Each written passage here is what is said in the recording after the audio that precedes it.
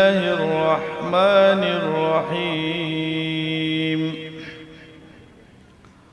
والضحى والليل إذا سجى ما ودعك ربك وما قلى وللآخرة خير لك من الأولى ولسوف يعطيك ربك فترضى صدق الله العظيم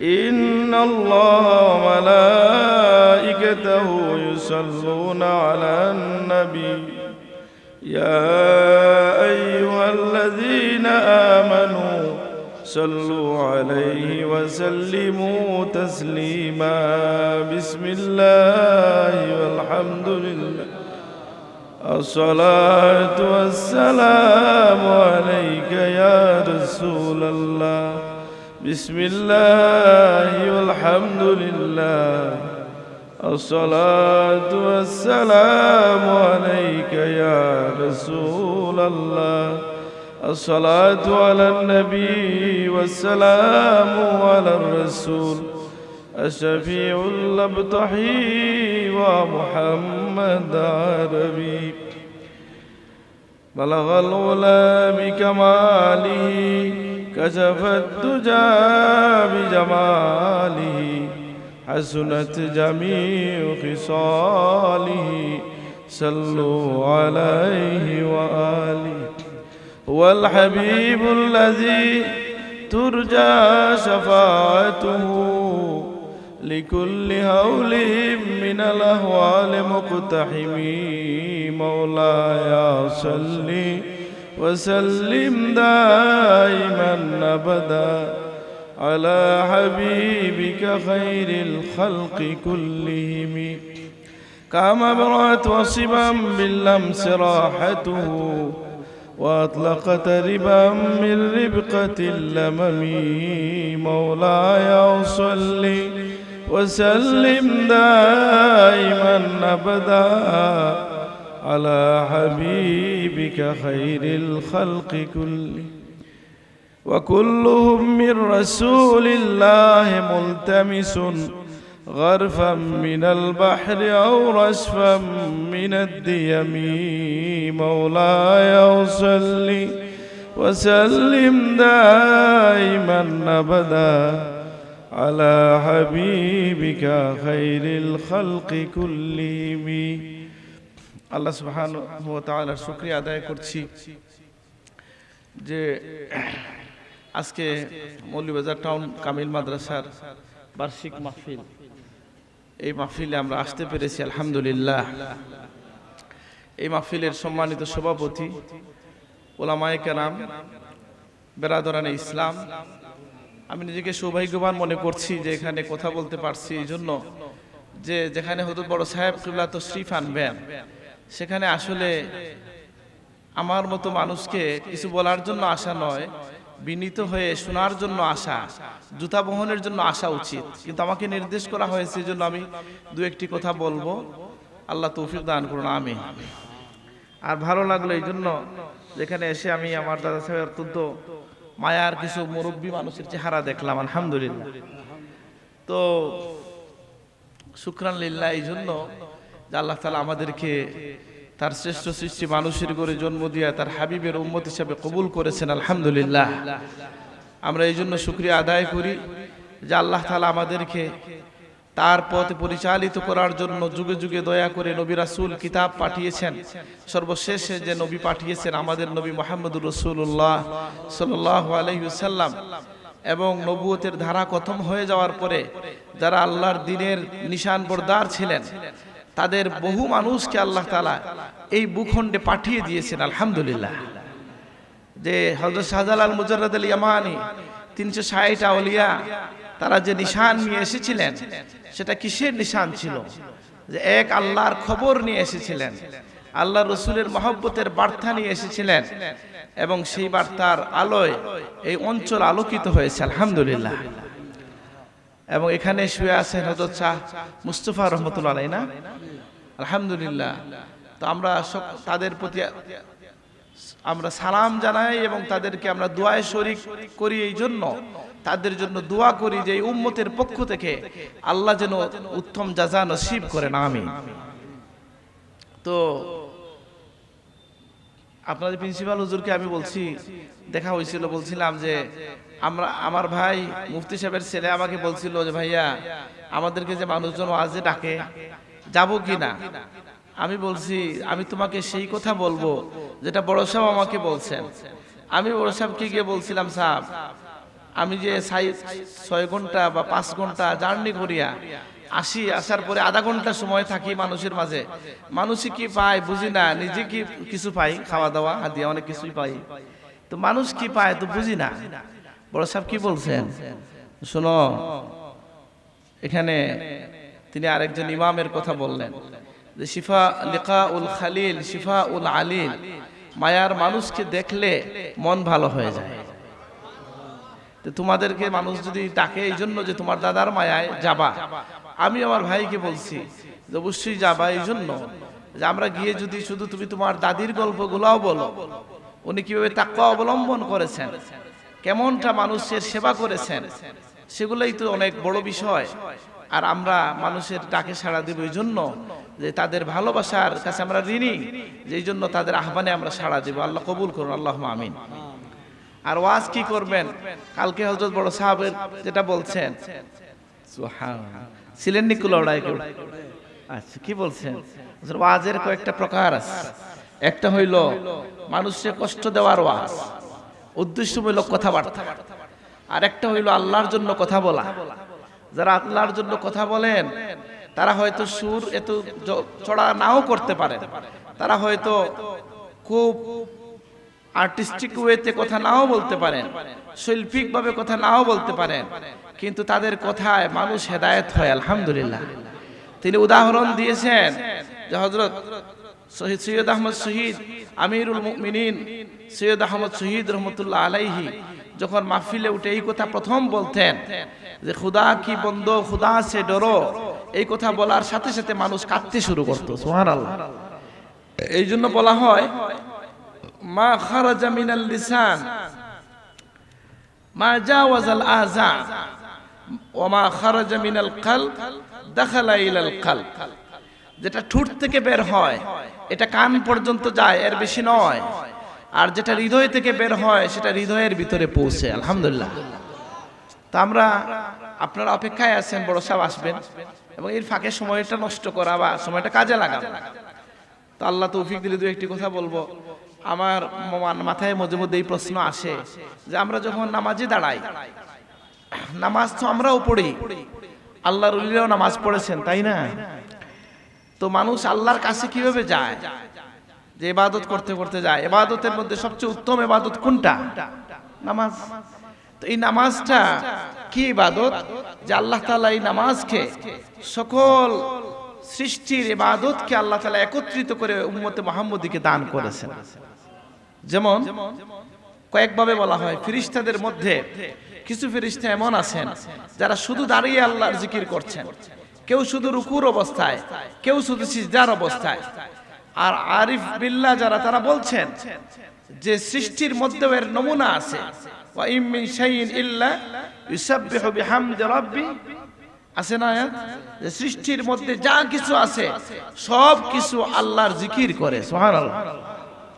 এইজন্য সাকিবুল্লাহ তার আনোয়ারুস সালিকিনের মধ্যে এনেছেন এই কথা যে আমরা যে বলি কলবে জিকির জারি হওয়া, আছে না বলে, অথবা আরেকটা হচ্ছে সুলতানুল আজকার, যে মানুষের প্রতিটা লোমকূপ আল্লাহ আল্লাহ বলে উঠবে, সুবহানাল্লাহ।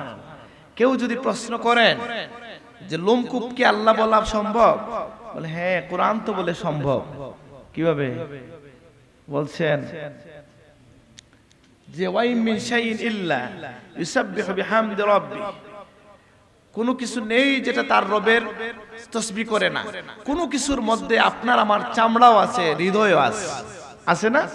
কিন্তু আপনাকে আমাকে কষ্ট করে এটা অর্জন করে নিতে হয়, এটা শুনে নিতে হয়, বুঝে নিতে হয়। তো যাই হোক, যেটা বলছিলাম যে আমরা যে নামাজ পড়ি, সকলের ইবাদতকে একত্রিত করে আল্লাহ দিয়েছেন, সেই নামাজটা কেবল যে আল্লাহর ওলিদের এক একজনের এক এক হাল আমরা শুনি। কেউ নামাজে দাঁড়ানোর আগে এক আল্লাহর ওলির তাজকিরাতুল আউলিয়ার মধ্যে এসেছে যে তিনি ফ্যাকাশে হয়ে যেতেন, তার চেহারা থেকে রক্ত সরে যেত, তিনি ভয়ে কাঁপতে থাকতেন। তাকে জিজ্ঞাসা করা হইতো যে নামাজ পড়ছেন এখানে আপনি এত ভয় পাচ্ছেন কেন? তিনি বলছেন, তুমি জানো না আমি এখন কার সামনে দাঁড়াবো? সুবহানাল্লাহ। আমরা হয়তো সারা জীবনে এই অনুভূতি আসে নাই, তো নামাজে যে আমরা দাঁড়াই হাত বেঁধে আসলে কি বলি আল্লাহকে। এই জন্য কোরআন কারীম পুরাটার অর্থ না জানলেও নামাজে যে সূরাগুলো পড়েন সেগুলোর অর্থ, অন্তত সূরা ফাতিহার অর্থটা জানা উচিত। কি বলেন? জানা উচিত না? এবং আলহামদুলিল্লাহ বেশিরভাগ মুসলিমরা পারেন আলহামদুলিল্লাহ। তা আল্লাহকে আমরা কি বলি? আমরা হাতটা বাঁধি অপরাধীর ন্যায় আর আল্লাহর কাছে কিছু জিনিস চাই। সেই চাওয়ার মধ্যে একটা হচ্ছে ইহদিনাস সিরাতাল মুস্তাকিম, তাই না? অনেক কিছু চাই, আমাদেরকে আল্লাহর কাছে আমরা নিজেদের পরিচয় দেই এবং শেষে প্রথম যে দোয়া করি সেটা কি? যে আল্লাহ আমাদেরকে সঠিক পথে পরিচালিত করুন।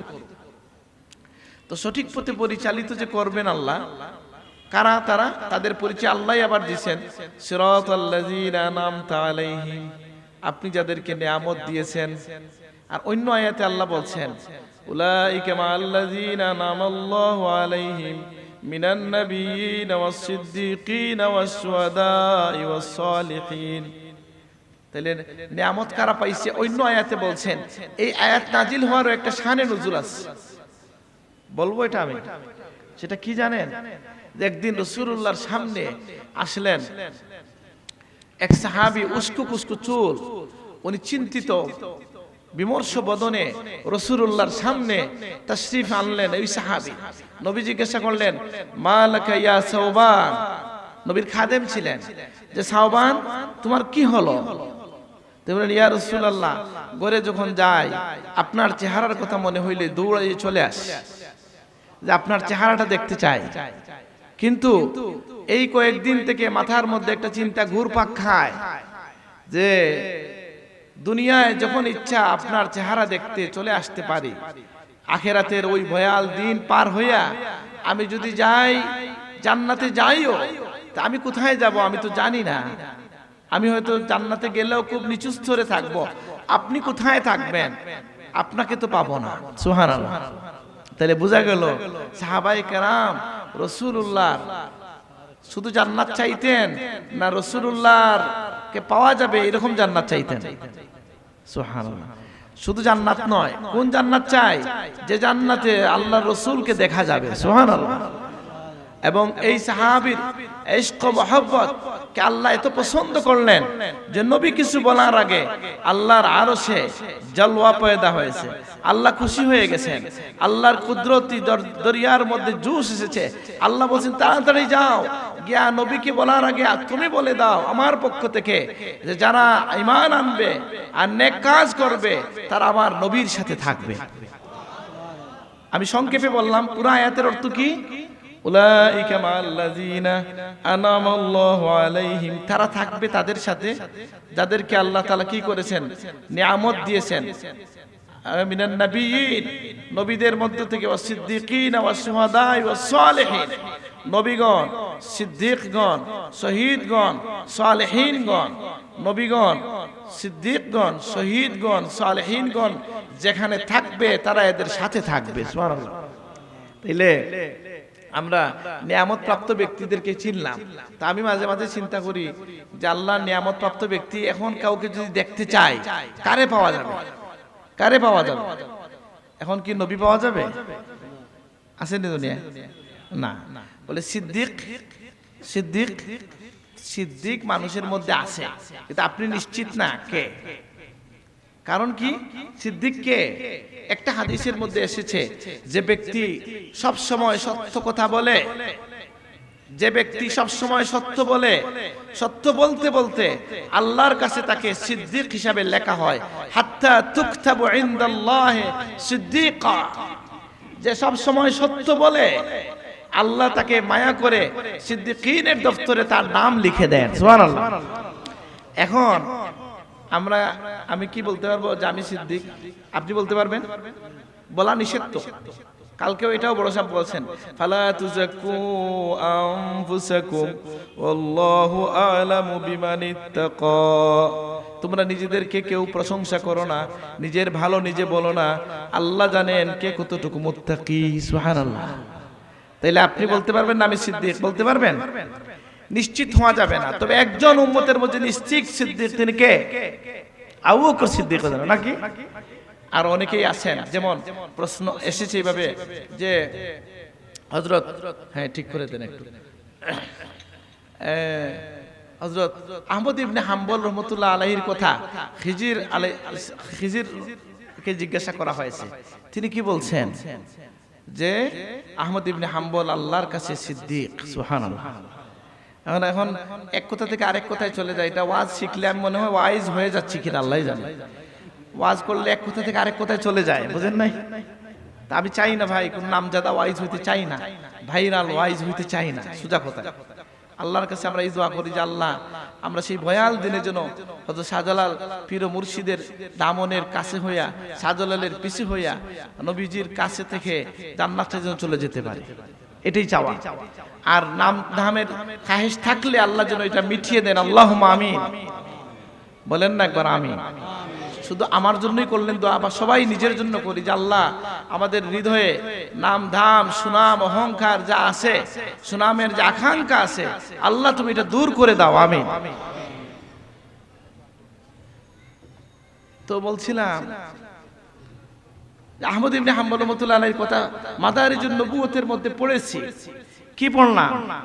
যে আহমদ ইবনে হাম্বল রাহমাতুল্লাহ আলাইহিকে একদিন সুসংবাদ দেওয়া হইল। আমার কথা শুনতেছেন নি? কি সুসংবাদ দেওয়া হইল? যে আহমদ ইবনে হাম্বল রাহমাতুল্লাহ আলাইহি একদিন হাম্মাম খানায় গেছেন।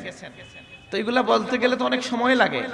আগের যুগে কি এই যুগের মতো তো অ্যাভেলেবল পানি ছিল? পানি ছিল না। আগে গোসল করা অনেক কষ্ট ছিল, বুঝেন কিনা? কষ্ট ছিল কিনা? পানি কম ছিল না বেশি ছিল? আগে অজু করা কষ্ট ছিল কিনা? খুব কষ্ট ছিল। এই জন্য আমি বলি আল্লাহ যদি ধরেন এই যুগের মানুষ বেশি আটকে যাবে। এত ফ্যাসিলিটি ভাইয়া, ঘরের কাছে অজুর পানি আছে, অজু আমরা করতেছি না, টয়লেট করে বের হয়ে আসছি। নবীর সুন্নত অজু করা কয়জন করতেছি? এটা করে নেব আমরা, বুঝেন নাই? আমি খানেকায় পড়ে শুনাইছি যে তাবকাতুস সুফিয়ায় ইমাম সুলামি রাহিমাহুল্লাহ নিয়ে এসেছেন, মারুফ কারখি রহমতুল্লাহ আলাইহি টয়লেট থেকে বের হইয়া তায়াম্মুম করছেন। কি করছেন? তায়াম্মুম। ওনাকে তার ছাত্র জিজ্ঞাসা করলেন যে হুজুর, পানি তো মাত্র কয়েক কদম পরে, আপনি কেন তায়াম্মুম করলেন? তিনি বললেন, জানো আমার বিশ্বাস নাই মনের উপরে, আমার প্রাণের ব্যাপারে, যে আমি এতটুকু যাইতে যাইতে যদি আমি চলে যাই আল্লাহর কাছে তন্ত পবিত্র থাকবো, এই জন্য তায়াম্মুম করে নিছি। সুবহানাল্লাহ। তাইলে আমরা অজু থাকার চেষ্টা করব কিনা? আল্লাহ আমাদেরকে তৌফিক দান করুন। এই যুগে আইসা এই অজুহাত চলবে না যে অজু না করার কোনো কারণ আছে। একটাই যে গাফিলতি অথবা শয়তানের প্ররোচনা। আর অজু বলা হচ্ছে সিলাহুল মুমিন, অজু হচ্ছে মুমিনের অস্ত্র। আপনি অজু আছেন, শয়তান আপনার কাছে আসতে ভয় করবে। ঠিক আছে না? তো যাই হোক, এই আহমদ ইবনে হাম্বল রাহমাতুল্লাহ আলাইহি গোসলের খানায় ঢুকছেন। গোসল আগের যুগে সহজ ছিল না। ওই কোন সফরের জায়গায় ফাঁকে ফাঁকে কি করত, গোসলের জায়গা থাকতো, টাকা পয়সা দিয়ে মানুষ গোসল করতো, বুঝেন নাই? তো উনি ঢুকছেন এখানে। আবার গোসলের পানির এক দাম, কাপড় কাচলে এটার আরেক দাম, বুঝেন নাই? তো উনি বললেন, আমি দেখলাম আমার সাথের সবাই সব কাপড় খুলে গোসল করছে। মানে দেখছেন বলতে কাপড় খুলে ঢুকছে আর কি, বা ঢুকে উলঙ্গ অবস্থায় গোসল করছে এরা। এখন উলঙ্গ হয়ে গোসল করা জায়েজ কিনা এটা মাসলা তো ভিন্ন। বলে শুনে রাখেন, উলঙ্গ অবস্থায় গোসল করাটা হচ্ছে মাকরুহ। কেন? যে আল্লাহর হাবিব বলছেন তোমরা আল্লাহকে লজ্জা করো। এখন আপনি যদি বলেন যে আমার একটু অসুবিধা, যদি কেউ অসুবিধায় থাকেন, তার কাপড় না থাকে, কোনো বিশেষ অসুবিধায় পড়ে গেছেন, তাইলে তিনি ঘরের মধ্যে হাম্মাম খানায় বাথরুমে প্রয়োজন হইলে করে ফেলতে পারবেন, গুনাহ হবে না। বুঝছেন কিনা? আর যদি বিনা প্রয়োজনে করেন এটা উচিত না, কারণ আল্লাহকে লজ্জা করতে হয়। কোনো মানে শুধু শুধু না জানার কারণে অনেক মানুষ যে সব কাপড় চোপড় খুলে গোসল করে, এটা ঠিক না। যদিও কথাটা শুনতে খারাপ, কিন্তু মাসলা তো বলতে হবে নাকি? মাসলা শিখতে হবে না আমাদেরকে, যে গোসল করব আমরা, গায়ে কাপড় থাকবে, অন্তত পুরুষের জন্য লঙ্ঘিত থাকতেই হবে। এটা বললাম ফাঁকি দিয়ে। আমি যেটা বলতে চাইছিলাম আহমদ ইবনে হাম্বল রাহমাতুল্লাহ আলাইহির কথা, যে আহমদ ইবনে হাম্বল রাহমাতুল্লাহ আলাইহি বলতেছেন, আমি দেখলাম সবাই ওখানে গিয়ে কাপড় রেখে দিছে, তো গোসল করছে, আর আমার আল্লাহকে লজ্জা হইল, আমি কাপড় সহ গোসল করলাম। এই দিনে আমাকে একজন ডেকে জানাইল যে আহমদ ইবনে হাম্বল, তুমি যে আল্লাহকে লজ্জা করছো, এর বিনিময়ে আল্লাহ নবীর উম্মতের একটা বড় অংশ মানুষকে তোমার অনুগত বানায় দিবেন, অনুসারী বানায় দিবেন। তিনি বললেন, আপনি কে? তিনি বললেন, আমি হচ্ছে আল্লাহর দূত জিবরাইল। সুবহানাল্লাহ। তাহলে আহমদ ইবনে হাম্বল এইভাবে সিদ্দিক লোক আছে আমাদের সমাজে, হয়তো আমরা চিনি না। তাহলে নবীকে পাওয়া যাচ্ছে না, সিদ্দিক পাচ্ছেন না, শহীদকে, যিনি আল্লাহর পথে প্রাণ ত্যাগ করেছেন, কুরবানি করেছেন, তিনি কে? তাহলে শহীদকেও পাচ্ছেন না, পাচ্ছেন কাকে? সালেহকে। শুধু সালেহ, সৎকর্মশীল ব্যক্তিদেরকে আমরা চিনতে পারি। সৎকর্মশীল ব্যক্তি কিভাবে হওয়া যায়? যে বড় একটা জুব্বা আপনার মতো লম্বা লাগাই দিলে আল্লাহওয়ালা হয়ে গেছেন নাকি? না ভাই, কাপড়ের মধ্যে বিশেষ কিছু যায় আসে না। নবীর সাহাবী আহমদ ইবনে হাম্বল রাহমাতুল্লাহ আলাইহি কিতাবুল যুহদের মধ্যে এনেছেন, আমি সাহাবী বলতেছেন, রাসূলুল্লাহর পিছনে আমি 70-এর অধিক সাহাবীকে দেখেছি যাদের গায়ে একটা মাত্র কাপড় ছিল, দ্বিতীয় কাপড় ছিল না। সুবহানাল্লাহ। তো তারা কেমন ছিলেন? যে কোরআন কারীমের আওয়াজ শুনলে নবীর পিছনে নামাজে যে দাঁড়াইতেন, তারা তাদের বুক থেকে আগুনের মধ্যে, উনুনের মধ্যে যেভাবে আওয়াজ হয় পানি রাখলে, এইভাবে আল্লাহর মহব্বতে তাদের বুক থেকে আওয়াজ বের হইতো। সুবহানাল্লাহ। তাহলে কি বোঝা গেল? সালেহীনদেরকে আমরা পাই, আলহামদুলিল্লাহ। এই জন্য আল্লাহ সহজ করে দিয়েছেন, বলছেন কোন মাসাদিকিন, নাকি তোমরা কি করো? এবং নবীদের দোয়া হচ্ছে যে আমাদেরকে সালেহীনদের অন্তর্ভুক্ত করো। কেন? যে আমরা যেন এদের দলভুক্ত হয়ে যায়। তো আল্লাহ তাআলা কবুল করুন। প্রত্যেক নামাজে আমরা এই দোয়াটা করছি, এবং নামাজের কথা বলছিলাম এই জন্য যে নামাজ যে আমরা আল্লাহ পর্যন্ত পৌঁছার সবচেয়ে উত্তম মাধ্যম হচ্ছে নামাজ। এই যে আল্লাহর ওলিদের কথা বলার উদ্দেশ্য হচ্ছে কি, যে আল্লাহর ওলিদের জীবন হচ্ছে দ্বীনের প্রায়োগিক দিক, হচ্ছে আল্লাহর নবীর উত্তরসূরি যারা আল্লাহর ওলিরা, তারা যেমন জুন্নুন আল মিসরি রাহিমাহুল্লাহ, নাম শুনছেন নি? নাম শুনছেন? আল্লাহর ওলিদের নাম তো শুনে রাখতে হবে। আমি ভালো কথা বারবার বলা যায়, আমি বলছি ফুলতলিতেও যে আপনি আপনার তরিকার কয়জন শায়েখের নাম জানেন? এটা খুব গুরুত্বপূর্ণ, কারণ আপনাকে যখন বলা হবে জুন্নুন আল মিসরি, তখন আপনি বুঝবেন হ্যাঁ হ্যাঁ হ্যাঁ, আমার সাহেব যে তরিকায় আছেন, এই তরিকার একজন ঊর্ধ্বতন শায়েখ বুজুর্গ ওলি আল্লাহ হচ্ছেন জুন্নুন মিসরি, নাকি? আপনার এটা জানা থাকলে আপনার হৃদয়ে আলাদা একটা মায়া আসবে, মহব্বত আসবে। জুন্নুন মিসরির নামটা জুন্নুন কেন হয়েছিল? জুন্নুন অর্থ হচ্ছে মাসওয়ালা। অর্থ কি?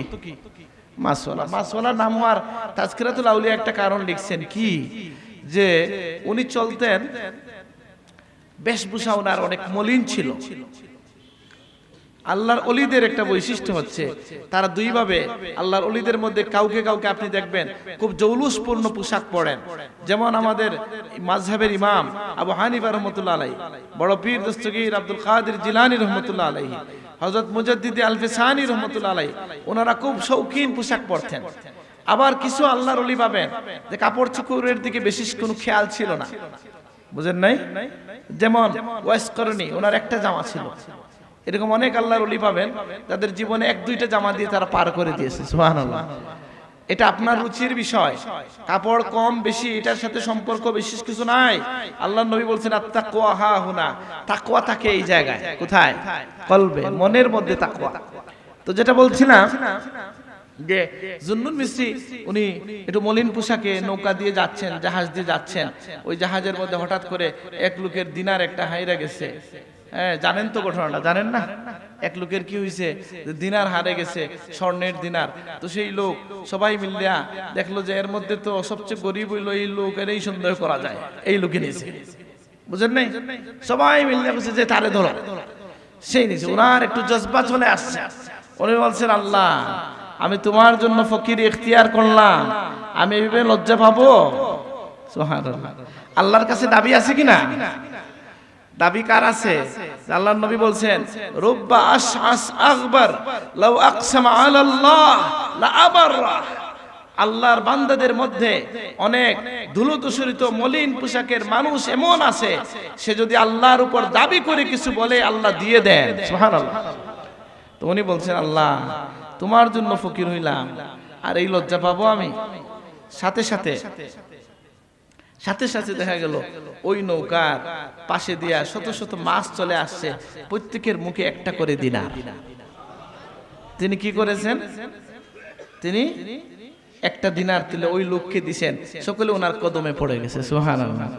তো এখন বলবেন আল্লাহর ওলিদের কারামত শুনলেও আবার আমাদের কিছু ভাই আছে একটু ভালো লাগে না, মানে মনে করেন যে এত কারামতকে কিছু প্রশ্ন আসে উত্তর দিতে পারবেন না আপনিও।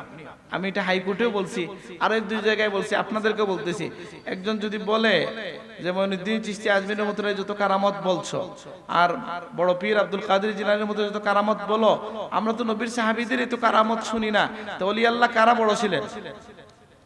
কে বড়? সাহাবী। সবচেয়ে আদনা সাহাবী যিনি, দুনিয়ার শ্রেষ্ঠ অলির চেয়েও তিনি শ্রেষ্ঠ। সুবহানাল্লাহ। কেন? বলে রাসূলুল্লাহর চেহারা দেখে ফেলেছেন। সুবহানাল্লাহ। তাহলে এই জন্য বোঝা গেছে যে কি আমাদের এক চিন্তক, একজন দার্শনিক এই কথা বলেছেন যে দেখো আল্লাহ নবী কে আল্লাহ কি সম্মান দিয়েছেন, যে আমার নবীকে দিয়ে আল্লাহ তাআলা নবীর কারণে স্থানের, মানুষের এবং সময়ের মর্যাদা আল্লাহ বাড়াইয়া দিয়েছেন। সুবহানাল্লাহ। ওয়াস-সাবিকুন আস-সাবিকুন উলাইকাল মুকাররাবুন। আল্লাহ কোরআন কারিমে বলতেছেন যে আগে গেছে যারা আগে গেছে তারা হচ্ছে আল্লাহর তত নিকটে। সুবহানাল্লাহ। এটার ব্যাখ্যা কি? এই যে সূরা ওয়াকিয়া পড়া হইল না আজকে, এর মধ্যে এই কথা আছে না, আস-সাবিকুন আস-সাবিকুন উলাইকা হুমুল মুকাররাবুন, তারা নিকটবর্তী। এর একটা ব্যাখ্যা হচ্ছে নবীর নুরানি যুগের যত কাছে যিনি, তিনি আল্লাহর তত কাছে। সুবহানাল্লাহ। তো নবীর কারণে আল্লাহ একই সাথে স্থানকে সম্মানিত করেছেন, মানুষকে সম্মানিত করেছেন, যুগকে সম্মানিত করেছেন, কালকে সম্মানিত করেছেন। আপনার নবীর কারণে সম্মানিত কি হয়েছে? যে ইয়াসরিব মদিনা হয়ে গেছে। সুবহানাল্লাহ। মানুষ সম্মানিত কারা হয়েছে? সেই যুগে যারা কোনো কিছুই জানতেন না, যারা অনেক অজ্ঞতার মধ্যে ডুবেছিলেন, সেই সকল মানুষরা যুগের শ্রেষ্ঠ মানুষে পরিণত হয়েছেন। শুধু তাই নয়, তারা যুগের শ্রেষ্ঠ শাসক, শ্রেষ্ঠ সেনাপতি, শ্রেষ্ঠ মানুষে পরিণত হয়েছেন। আলহামদুলিল্লাহ। নবীর সোহবত সময়ের কালের কাছাকাছি থাকলে দাম বেড়ে যায়। তো এইভাবে আপনার এই যে প্রশ্ন, একটা কারামত বলতে গেলে আমি বেশি কারামত বলার পক্ষেও না। আমার বড় চাচা কি বলছেন জানেন? একজন কারামত লেখছিল বড় সাহেবের জীবনী বই, এই সাবটুলার জীবনী, কারামত 1-2 লেখার পরে ঢাকায় এনে বলছেন আর কারামত লিখবা না। বুঝেন নাই? কারণ কারামত নিয়ে, কারামতের উপর ভর করে আমরা চলতে চাই না। আমরা জানি আমাদের পীর মুর্শিদের অনেক কারামত। আমি তো প্রত্যেকবার নতুন নতুন কিছু শুনি। ওইখানে গেলাম সুনামগঞ্জের দিকে, নতুন একটা বিষয় শুনলাম, আপনারাও শুনেন নাই, বলবো একেবারে ব্যতিক্রম। যে আমি পরে এক হাবিজ সাহেব, নুরানি চেহারার একজন হাবিজ সাহেবকে দায়িত্ব দিয়ে আসছি, আপনি এই হাজি সাহেব, মুরব্বী সাহেব, মুতওয়াল্লি সাহেবকে সাক্ষী করে লিখে যদি আমাকে দেন, তাহলে এটা জীবনীতে আমরা ঢুকাবো। কি? যে এক মেয়ে নাকি হারায় গেছে, কোথায়? নদীতে, পাওয়া যাচ্ছে না। তো সাহেব বলছেন গেছে। সাহেব প্রথমে দিতে চান নাই, রাগারাগি করছেন। এক সময় দিছেন, দিয়ে বলছেন সাহস করে গিয়া যেখানে ডুবছে ওখানে ছাড়বা, আর যদি তাকে তোমরা দেখো যে তার মাথা বা হাত কিছু দেখা যাচ্ছে, সাহস করে যদি ধরো তাহলে জিন্দা পাবা, আর যদি ধরতে না পারো তাইলে তোমরা জিন্দা পাবে না। দেখা গেল কি তারা আমি বলতেছি এই লোক কিন্তু বেঁচে আছে, বুঝেন নাই? এবং এটা আমি রেফারেন্স পেয়ে শান্ত হয়ে কথা বলতেছি, আমি মুতমাইন হয়ে বলতেছি। তো বলছেন ওই মুরব্বী সাহেব বলতেছেন যে যখন এটা ছাড়া হইছে এগুলা কি আর শুনেন নাই, আরো করছে না? বিস্কুটি সাহেব বলছেন না আমেরিকার কথা, তা যিনি থেকে একটা করতে পারে তার থেকে তিনটাও করতে পারে, পারে কিনা? তো যিনি বলছেন, ওই মুরব্বী বলতেছেন যে বাসছে বাসার পরে ওই হাতও নাকি উঠাইছে, তার বাবা ভাই কেউ নাকি সাহস করে ধরে নাই, বুঝেন নাই? আবার ডুবে গেছে, কিছুক্ষণ পরে লাশ পাওয়া গেছে। এটা তারা সাহস করে নাই, সেটা ভিন্ন বিষয়, আল্লাহর মঞ্জুর হয়তো এটা ছিল। কিন্তু আমার যে সমস্ত ভাইয়েরা মনের গভীরে একটু প্রশ্ন দাগ কাটে, আমাদের সুন্নি তরিকতপন্থী মানুষদেরকে অনেক সময় প্রশ্নের মধ্যে ফেলে দেন, যে বলো তো এত কারামত বলতেছো তুমি আব্দুল কাদের জিলানী রহমাতুল্লাহ আলাইহির, কই সাহাবীদের তো কারামত শোনা যায় না, বলে না? বা বলতে পারে তো কেউ, কি জবাব দিবেন বলেন তো? আমি এটা বলছি, আবার বলি, সেটা কি? প্রথমেই হচ্ছে যে আপনি বুঝেন নাই, প্রথমেই হচ্ছে যে আপনার এই যে এই সমস্ত এত ভিডিও সিডিও দেখলে আর কথাও বলা যায় না। যাই হোক, আর লড়খানে বসো, ভালো ছেলে বসো। তো বলছিলাম বালাগাল উলা বিকামালিহি কাশাফাত দুজা বিজামালিহি আলাইহি ওয়া আলিহি, বালাগাল উলা বিকামালিহি কাশাফাত দুজা বিজামালিহি হাসুনাত জামিউ খিসালিহি সাল্লু আলাইহি ওয়া আলিহি। শুনেন, যিনি এই কথা বলেন ওনার জানার বা বোঝার ভুল আছে। আচ্ছা বলেন তো, বাংলাদেশের যদি কেউ প্রেসিডেন্ট হয়ে যায়, আপনি কি তাকে জিজ্ঞাসা করবেন যে আপনি এমপি কি না? জিজ্ঞাসা করবেন? বলে প্রেসিডেন্সিয়াল পোস্টটা হচ্ছে এমপি মন্ত্রীর ঊর্ধ্বে না? বলে হ্যাঁ, নবীর সাহাবী আল্লাহর রসুলের চেহারা দেখছেন, এটাই তার সবচেয়ে বড় কারামত, এর বাইরে আর কোনো কারামত লাগে না। আলহামদুলিল্লাহ। হ্যাঁ, কোন সময় আল্লাহর নবী সাহাবীদের কারামত আছে না? উমরের জন্য কারামত আছে না? দূর থেকে বলছেন ইয়া সারিয়াতুল জাবাল, আছে না? যা, এখন প্রশ্ন বলতেছেন যে এদের এত কারামত বেশি আর কম, কি বলবেন আপনি? আপনি জিজ্ঞাসা করবেন যে ভাই বলেন তো, মরিয়ম আলাইহিস সালামের কাছে যে ফল আসছিল, বেমৌসুমের ফল, মরিয়ম কি নবী ছিলেন? কি ছিলেন? ওলি ছিলেন। আর জাকারিয়া কি ছিলেন? নবী ছিলেন। তা আমি জিজ্ঞাসা করি যে জাকারিয়া আলাইহিস সালাম নবী, তিনি এসে বললেন মরিয়মকে আন্না লাকি হাযা, এরপরে কি? ক্বালাত হুয়া মিন ইনদিল্লাহ, সুবহানাল্লাহ। তিনি বলছেন আন্না লাকি হাযা, এই মরিয়ম কই থেকে আইলো এই ফল? উনি বলেন হুয়া মিন ইনদিল্লাহ, এটা আল্লাহর কাছ থেকে আসছে। সুবহানাল্লাহ। আমরা যদি প্রশ্ন করি, আপনি যদি ওই সময়ে থাকতেন এই প্রশ্ন করতেন যে এই ফল কেন মরিয়মের কাছে আসলো, উনি তো নবী না? জাকারিয়ার কাছে কেন আসলো না, উনি তো নবী? এই প্রশ্ন করতে পারবেন? এই প্রশ্ন কেন করা যাবে না? প্রশ্ন করা যাবে না এই জন্য যে আপনি বুঝেন নাই মুজিজা কারামত এগুলা কি। এটা হচ্ছে আল্লাহর দয়ার প্রকাশ। বলেন এটা কি? আল্লাহ যখন যাকে দিয়ে ইচ্ছা, যে বান্দাকে দিয়ে এটা যেটা ইচ্ছা, আল্লাহ যেখানে যে সময়ে যেটা প্রয়োজন সেটা আল্লাহ প্রকাশ ঘটান, আল্লাহর কুদরতের বহিঃপ্রকাশ। সুবহানাল্লাহ।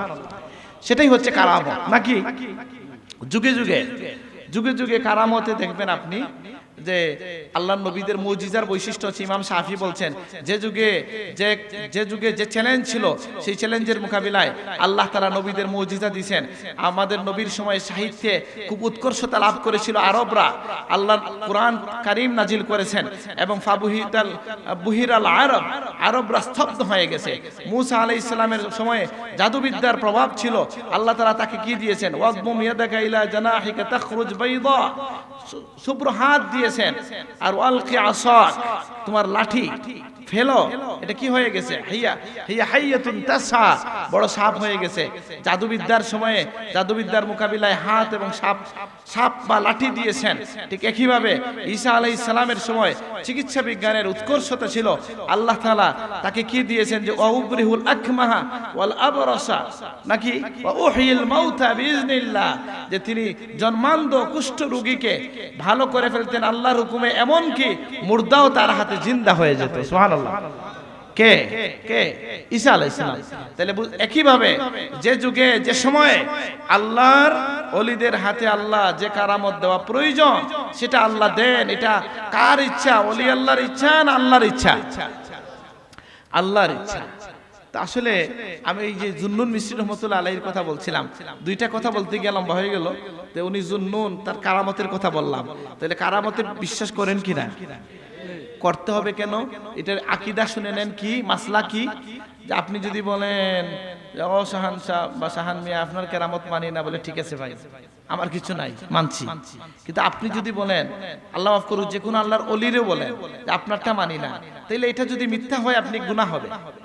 কি যে একজন আল্লাহর ওলিকে আপনি বিশ্বাস করেন নাই, এই ওলি আল্লাহকে বিশ্বাস না করার কারণে যদি এটা উনি সত্য হয় আর আপনি ওনাকে লজ্জা দেন, ভুল বলেন, তাহলে আপনার গুনাহ হবে। কিন্তু কেউ যদি নফসে কারামত স্বীকার করে, টোটাল কারামত স্বীকার করে, কারামত বলে কিছু নাই বলে, তাহলে তার ঈমান থাকবে না। ঈমান থাকবে? কারণ কারামতের উল্লেখ কোথায় আছে? কুরআন কারিমে আছে। কোথায় আছে? যেমন মরিয়ম আলাইহিস সালামের কারামত কোথায় আছে? কোরআন কারিমে আছে। এই জন্য তো জুন্নুন মিসরি রহমতুল্লাহ আলাইহির ওই আমি ফকরের কথা বলছিলাম, ইমাম শাফি রহমতুল্লাহ আলাইহি কয়টা বাচ্চা কইলো আছে। তাহলে আমি আর 10 মিনিট কথা বলবো, 5 মিনিটে আমরা দোয়া করে শেষ করব ইনশাআল্লাহ। ইমাম শাফি রহমতুল্লাহ আলাইহি বলছেন, ফকরুল উলামা ইখতিয়ার ও ফকরুল জুহালা ইত্তরার।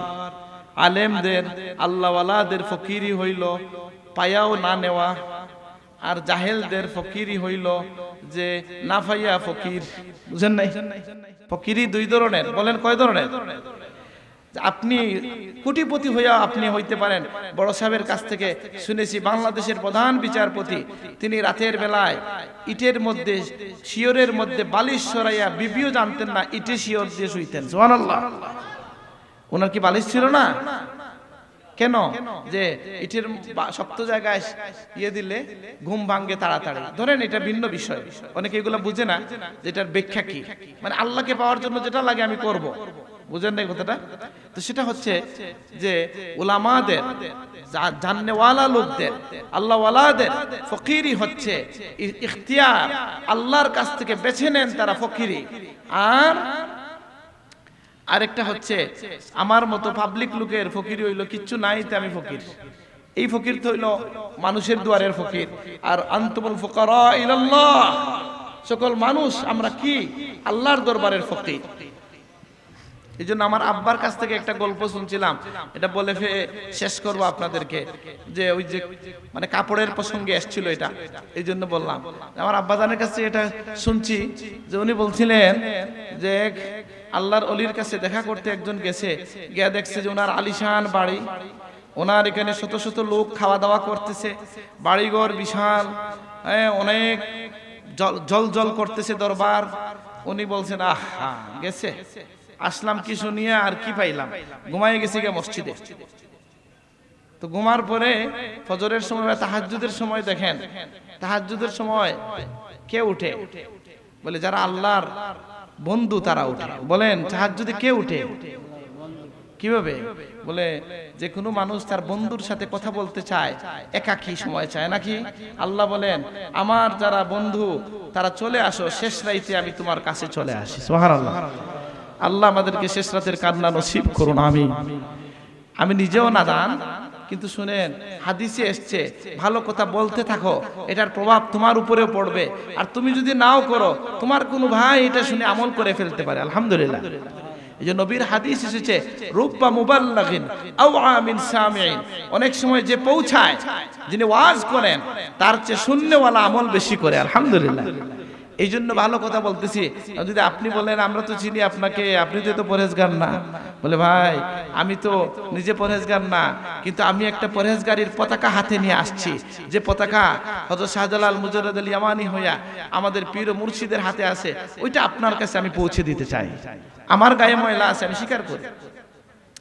তো তাহাজ্জুদের সময় ওই শায়েকের সাথে দেখা গেল কাছে আরেকজন শোয়া, উনি দিছে ঠেলা, বলছে উঠেন নামাজ পড়ে। জি, কি জন্য আসছিলেন? বলে আসছিলাম তো আল্লাহর ওলি শুনিয়া। এখন তো দেখি দুনিয়াদার লোক, তার ঘর দুয়ার বাড়ি ঘর আর এই খাওয়া দাওয়া এগুলো দেখে তো আমি বীতশ্রদ্ধ, চলে যাব। কই যাবেন? মানে আল্লাহর বাড়ির দিকে রওনা দিব। আপনি আমি আল্লাহর ফকির, চলেন। তাহলে চলেন নামাজ পড়ে দুইজনেই রওনা দেই। কি করব? দুইজন নামাজ পড়ে রওনা দিছেন। ওয়াজও কিচ্ছা না হইলে হয় না, বুঝছেন না, খোয়া লাগে না। আমার একজন বলতেছে, আমার এক ভাই, যে ভাইয়া আপনার সব ওয়াজ হয়ে যায় মাস্টার্স, ওইটা পাবলিক কিছু বুঝবে না, আপনি বুঝতে হবে ওয়াজের মধ্যে 1 থেকে নিয়ে মাস্টার পর্যন্ত সবাই আছে, বুঝেন নাই? তো যাই হোক, একটু বলতেছি গল্প বলা নিষেধ না, সারা ওয়াজ গল্প বলা উচিত না, কিন্তু কোরআন কারিমেও তো আল্লাহ গল্প বলেছেন না, সত্য গল্প বলা যায়। কি বলছেন? যে বলবে বের হয়ে গেছি, তারা দুইজন বের হয়ে গেছে। বের হয়ে যাওয়ার পরে কয়েক ফার্লং যাওয়ার পরে ওই যে আগন্তুক মুসাফির ফকির, উনার কাছে হঠাৎ মনে হইল যে উনি তার লুটাটা ফেলে চলে আসছে। দুইজন মিলে কোথায় রওনা দিয়েছেন? আল্লাহর বাড়ি। যে ফালাও এই দুনিয়াদারের ঘর, ঠিক আছে। তো উনি বলছেন যে লুটা তো ফেলে আসছি ভাই। উনি বলেন ফালান লুটা একটা, তো কি হইলো? বলেন না ভাই, এটা তোমাকে তো ভাই। বলেন কি বলেন ভাই, আপদে পাওয়া যাইব না লুটা, না কিনে? বলে না এটা ছাড়া তো হবে না। না ভাই চলেন, চলে আসি, আল্লাহর পথে গিয়ে ফিরে আসার দরকার কি? না না না, এটা তো হয় না, এটা হয় না। বললে তাহলে চলেন যাই। উনি গিয়ে বললেন, ভাই বুঝলাম না, আপনি আপনার একটা লুটার জন্য মানলেন না, ফিরে আসলেন, আমি তো এই সব ফেলে চলে গেছি আপনার সাথে। বুঝেন না? বলেন না সুবহানাল্লাহ। হ্যাঁ, তো এই জন্য কি বললাম আমি নিজেও জানি না, কয়েকটা কথা বলছি। আল্লাহ যেন আমাদেরকে তৌফিক দান করেন সুন্দর করে নামাজ পড়া, আল্লাহুম্মা আমিন। আর নামাজে যেটা আমরা বলি আল্লাহর কাছে, এগুলার সাব বলছেন যে দুইজনের ফিকির একরকম হয় না। আল্লাহ বলতেছেন আনা ইনদা জন্নে আবদি বি, আমার বান্দা আমাকে নিয়ে যে ধারণা করে আমি তার জন্য সেই রকম। সুবহানাল্লাহ। আপনি বলেন যে আল্লাহ আপনি আমাকে অনেক মায়া করছেন, আল্লাহ বলেন হ্যাঁ আমার বান্দাকে আমি মায়া করব। সুবহানাল্লাহ। আসাব এগুলা সাব বলছেন, আমি বলতেছি না। যে মনে করে আল্লাহ আমাদের কিচ্ছু দিছেন না, তো হে আস্তে আস্তে আল্লাহ থেকে দূরে সরতে থাকে। আর যে হয় আল্লাহ কোরআনে বলতেছেন লাইন শাকারতুম লাযীদান্নাকুম, শুকরিয়া করো বাড়াইয়া দিমু। সুবহানাল্লাহ। এজন্য আমরা যেন নামাজটা সুন্দর করে পড়তে পারি, আল্লাহ তৌফিক দান করুন, আমিন। আর এই নামাজের মধ্যে যে ফিকিরের মধ্যে বলছিলাম, এটা আমার মুখে বলা সাজে না। যে আমাকে একজন বলতেছে যে নামাজে কিভাবে আগ্রহ তৈরি করা যায়, কয়েকভাবে করা যাইতে পারে। যেমন ধরেন একজন বান্দা যদি মনে করে যে আল্লাহ যে আমাকে মানুষ বানাইছেন, এর আগে কি আল্লাহকে কিছু দিছেন? আপনি আমি যে কুকুরের মানে অন্য প্রাণী হইলাম না, এখন যে মানুষ হইলাম, এটা কি আল্লাহর দয়া না আপনার ইচ্ছা? এই এক দয়ার জন্যই তো সারা জীবন আল্লাহর সামনে দাঁড়িয়ে থাকা উচিত কিনা? তা আমরা গিয়ে কি বলি যে আল্লাহ দুনিয়ার ঝামেলায় পারি নাই, ভুল হয়ে গেছে, মাফ করে দেন। আল্লাহ, বুঝেন না এই কথাটা?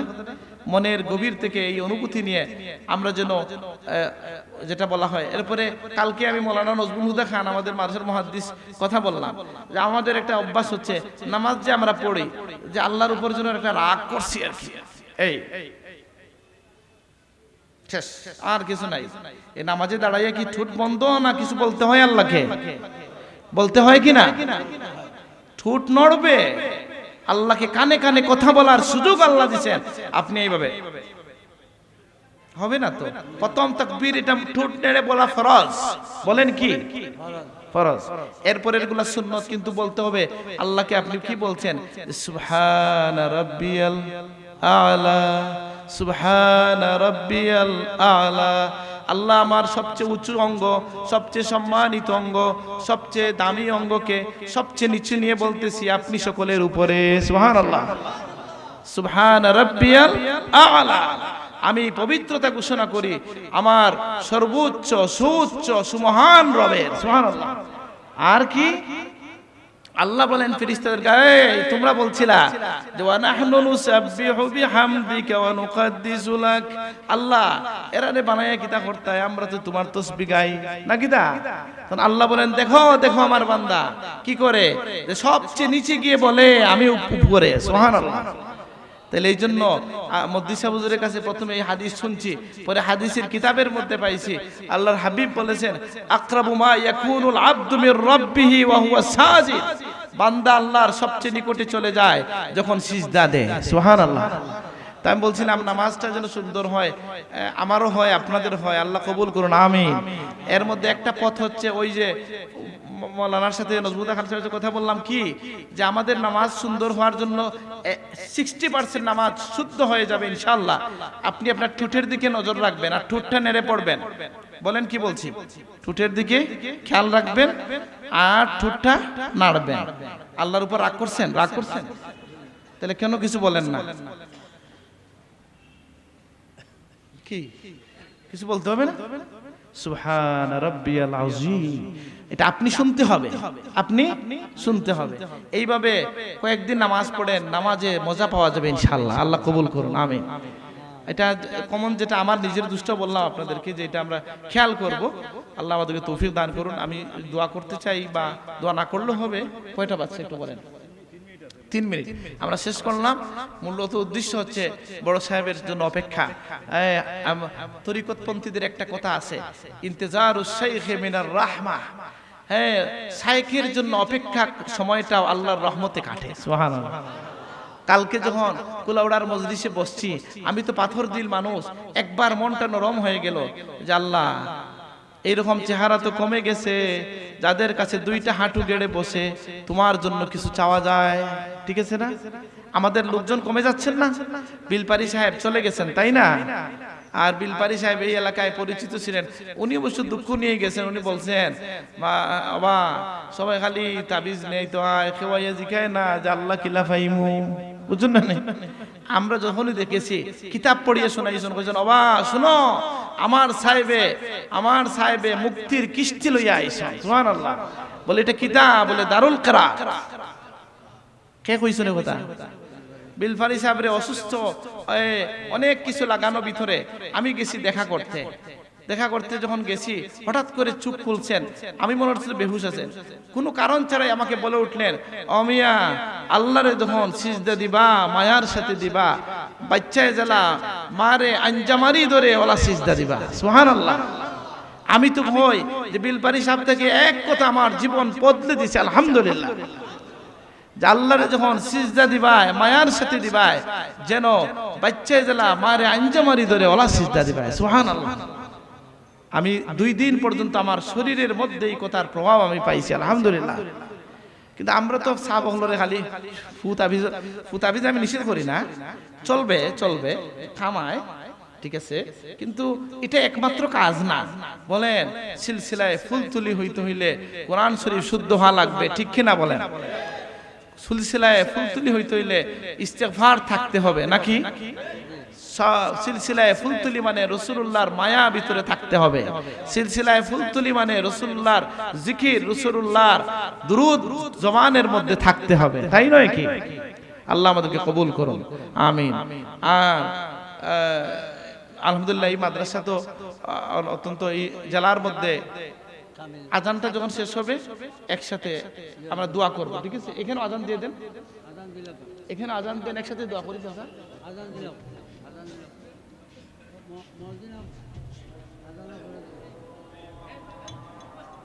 বোকা